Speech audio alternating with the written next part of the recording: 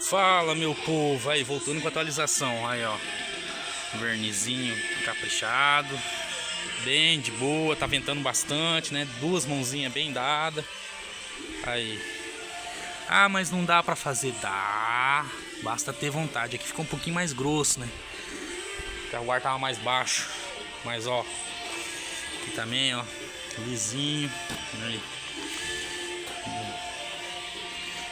Mas um compressor pequeno. Não existe desculpa pra quem quer fazer. Aí, o bichinho é pequenininho, ó. Aí. Bichinho é pequenininho.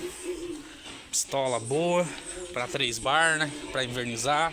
A pistolinha de 100 pila do Mercado Livre. Essa é W850, se não estou enganado. É uma que saía muito boa agora. Não tem mais essa pistola aqui. Já joguei tiro na parede. Essa pistola não tem mais. Tem a W800, eu acho, agora. Que é muito ruim, leque mais fechado. Mas pra pintura, ó, pra jogar tinta tá ótimo. 100 pila.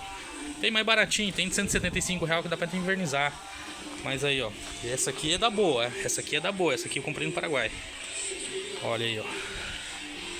Dá pra fazer sim. Basta querer. Basta você querer que se faz aí. Vernizinho que você casa em rápida, tá? Foi quase 1 litro de verniz esses dois para-choques, tá? Eu dei 3 de mão naquele e 2 nessa. Beleza, meu pessoal?